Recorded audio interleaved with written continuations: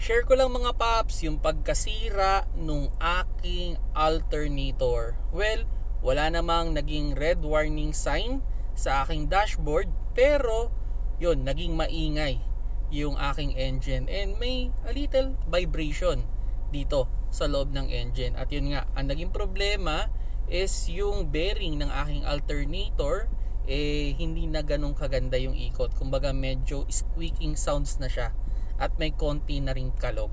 So it's normal naman because of wear and tear.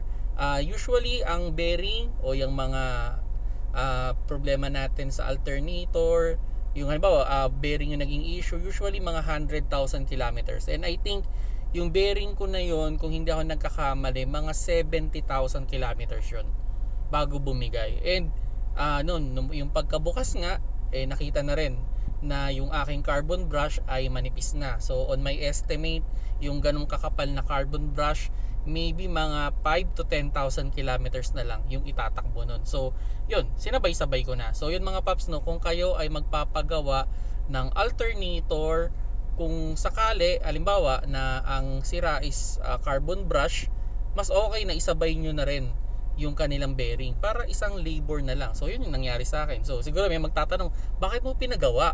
Hindi na lang ikaw ang gumawa o hindi na lang ikaw ang nag-DIY. Sabihin natin, time is money, 'di ba?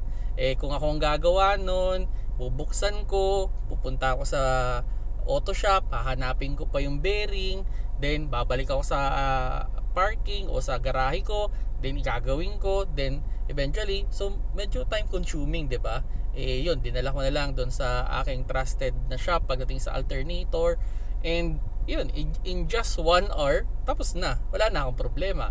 And yung labor naman nila, minimal lang naman, para lang ako nanood ng sine. So not bad na rin naman, 'di ba? So at least kung sakali man, kung ano man yung problema ng alternator ko, kasi usually tatlo lang naman yung nagiging problema ng alternator carbon brush, bearing, tsaka yung IC. And sure naman ako, itong tatlong tong problema na to ay meron silang lahat. So kumbaga pag dinala ko doon, wala akong worry, babayaran ko na nga lang. Although medyo mataas ng konti yung parts, pero okay lang naman. At least yun nga, matatapos nila agad yung trabaho. And yun, salamat doon sa nag-repair ng aking alternator. Yun, highly recommended naman yung Ray Electrical, no. So yun, salamat sa inyo mga paps, no, na nag-repair ng aking alternator dito sa aking Mirage. Actually medyo naramdaman ko na yun dati, pero hindi ko muna inaayos. Pero sabi ko nga, time will come na ipapa-repair ko siya o lalala yung problema niyan. So nung may narinig na ako at medyo may konting vibration na, dinala ko na.